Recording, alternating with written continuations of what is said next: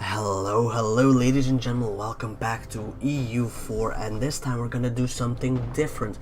I've made a custom nation over here called the Space Space Mongolia. In fact, I've given them a bunch of ideas, great idea groups as well, made them very strong, and also given them a lot of technology. They're on tech 32, which is max tech at this point.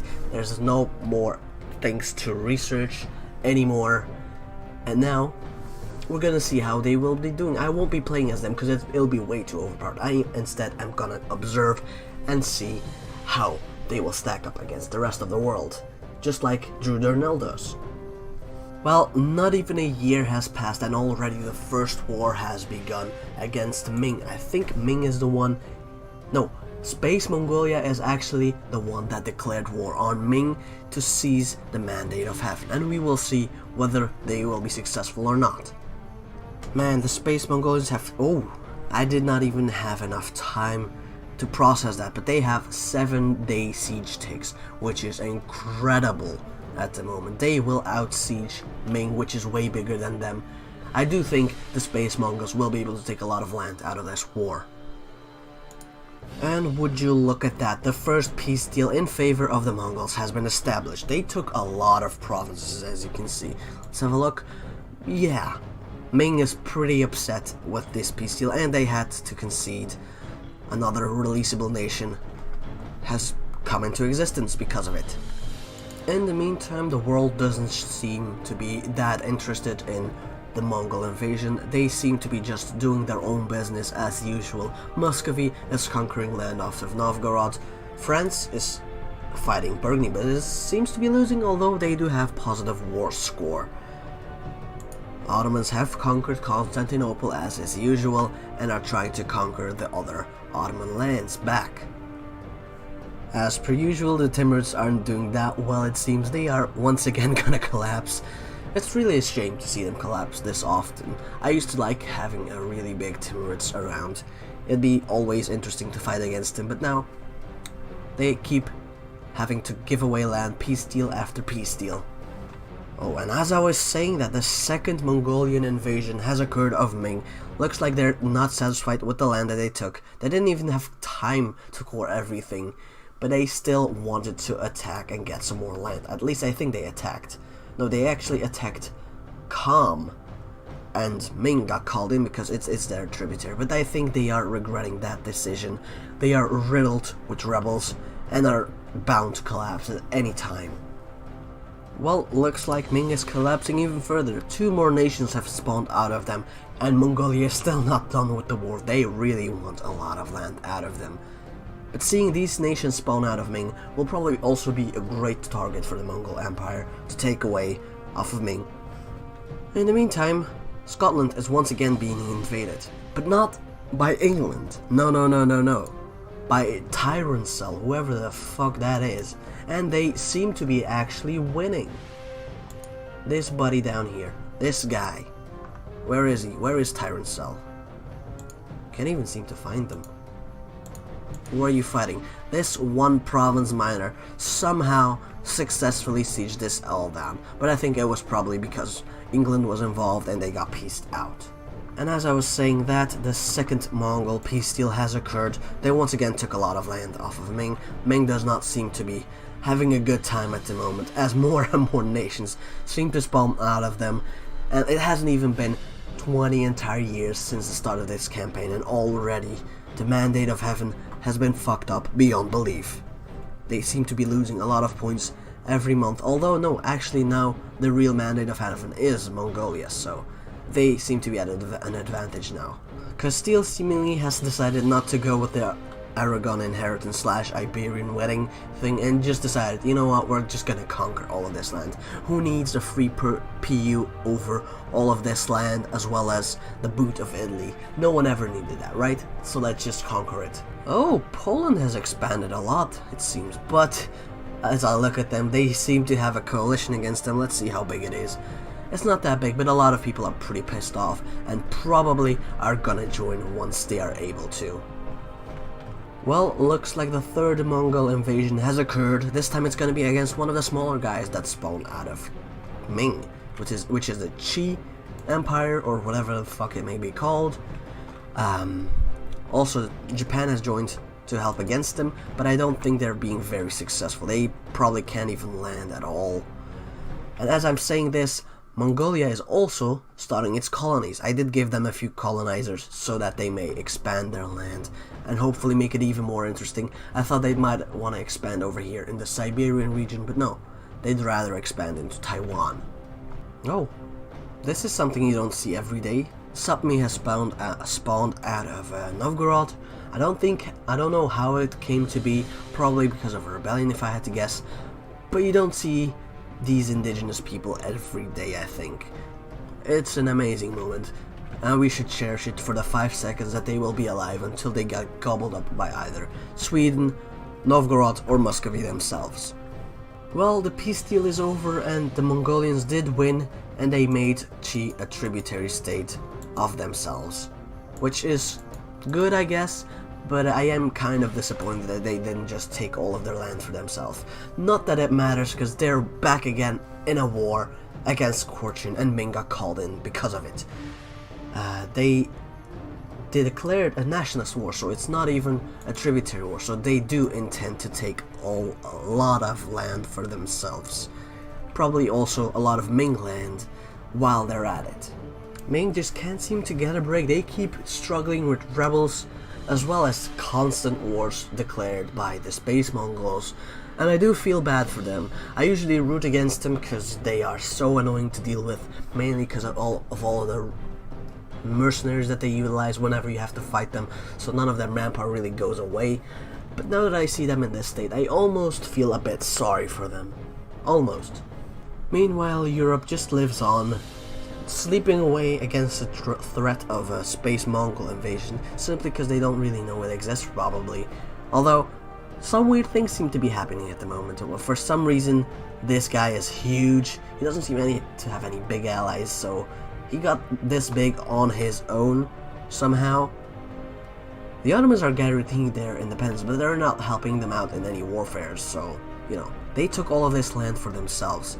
So, good on you, Ragusa. I'm proud of you, buddy. And, you know, if I knew whether or not the Remove Kebab music is copyright infringement or not, I'd play it for Albania in their honor. But, alas, I'll just have to let you go without it. I'm sorry, buddy. Goodbye. It seems that Ming has been pieced out, surprisingly, by the Space Mongols, and they have made them into a tributary, which I do think is kind of a stupid decision, but you know what, I'll give it to them. They can do whatever they want. And they also seem to have pieced out this guy for an entire province, so yeah. A bit of an underwhelming peace deal, I'd say, but they're back again in another war, so hopefully they'll take a bunch of land off of Chagatai. Well, so much for Novgorod's existence. They've been reduced to 3 tiny little provinces, but more importantly, now Muscovy has a border with Sapmi, so I'm really scared for them. Although what did I just see? They are straight up allied with Muscovy, so they might actually survive this game. I really hope they do. Go Sapmi. Go Sapmi. You can do it. Be brave, be strong.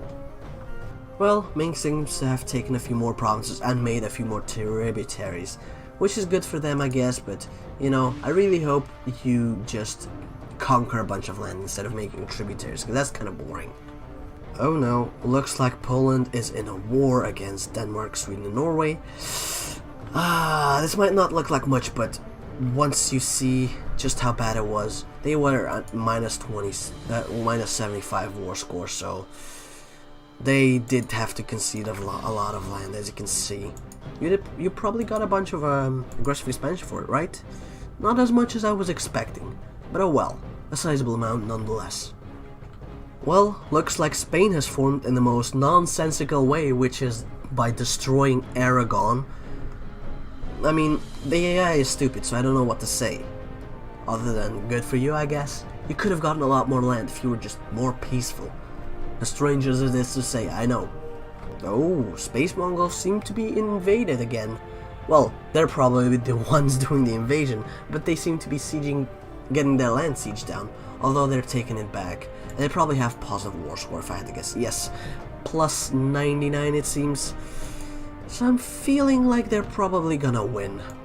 As you can see, the Mongols, well, the Space Mongols, I keep calling them Mongols, but they're actually Space Mongols. Anyway, the Space Mongols are actually already on number 1, although it's really not that far off against the Ottomans, so it's kind of a neck and neck race right now. Hopefully the Mongols will win and get, well, there you go, they already got a bunch of development and are taking the lead. Well, seems like the Space Mongols have once again conquered a bunch of land. This time hopefully they didn't seem to have taken, oh, they did give away some land to Yeren, which is a shame, but they did conquer all of this land instead. And they're also colonizing, I think. As you can see over here, they've colonized Siberia, just not in the way that I was expecting. I was expecting them to go through here. They're just taking the long way around. And hopefully, one day they will conquer all of this land, though I doubt it. They've made them all tributaries instead. Ooh, looks like it's now or never for the Burgundian inheritance to fire, because in 1490 the Burgundian inheritance no longer will be able to spawn. So I think France is probably thinking about, you know, sieging them down and hopefully being able to get them to flip to their country. It's a risky tactic though, and oftentimes it's probably not going to work out, because it takes years and years of sieging them down for increased chances. And there you go, they pieced them out. Probably not going to be able to fire now. Well, damn, Akkuyunlu looking surprisingly big. I don't know why exactly. Oh, there we go. That explains pretty much everything. They are allied to the Ottomans, so they are pretty much safe from them, and then they're just conquering everything around them. So good on you. Surprisingly though, the Mamluks are still very much alive and kicking. They probably didn't even lose a single province to the Ottomans, and the fact that they have expanded. They should be very close to the Ottomans. Yes, less than 100 development apart, so a war between them could go either way depending on allies and territory. Oh dear, looks like Ming have upset the Mongol Empire. They probably tried to break free. They declared a war over Chinese hegemony for some reason. I don't know why, but they seem to be wanting even more land, which I fully welcome, and I would like to see how this war will play out. They've already pieced out Tang and fully annexed them, so let's see how it goes. It's 1492 and no one has really started the colonization of the New World, it seems. And Europe should be very, very scared at the moment, because if they wait too long on colonizing Americas, probably Ming will be the one to do it instead. And look at that, the peace deal is done. The Mongol Empire took once again some more land. They're quartering it. Ming is getting nothing back. They are still a tributary though, so they've pretty much lost everything. And they're getting invaded by their former landmates. People want more land off of the Ming, and they're taking advantage of their weakened state. And their former landmates aren't the only ones. It looks like Korea wants a piece of the Ming land as well. They have a few claims over here, and they are willing to go to war with it. Let's see how well it lasts though. Alright, looks like Muscovy has taken control of Perm and annexed them, so they will probably be pushing into Siberian land eventually, once they become either Russia or get colonial ideas, which they probably don't have at the moment. Yes, they don't. So if they become Russia, they will be able to push for the Siberian front and touch the Ming, not the Ming Empire, but the Mongol Empire. And we'll have to see how much they like it. They'll probably be in a lot of wars together then. Ooh, poor Poland. Ever since they lost the war against Denmark, Sweden and Norway, they just haven't been the same. As you can see, they are being invaded by pretty much everyone. Both Muscovy, who they have pieced out at this point already, for some concessions over here, as well as the entire Eastern Bloc.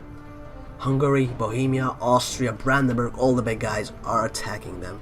And they have lost a bunch of land over here in the Moldovan region, which is a shame, really. And there's the peace deal. That's disgusting. That is disgusting. Poor Poland. I don't think they will be a major player anymore. They've lost Lithuania, and they've lost a bunch of land. But that's pretty much gonna do it for today. I do hope you've enjoyed it. It's gonna be a bit of a different format, as you might have noticed. I've edited it a little bit to see how it goes. Do tell me in the comments section if you like it this way. It does take a bit more effort, then I'll probably be able to put out less videos, but if you guys enjoyed it, I might make some more of it. So make sure to leave a like, comment, and subscribe to tell me whether or not this is good or bad, and hopefully I'll see you next time. Bye bye.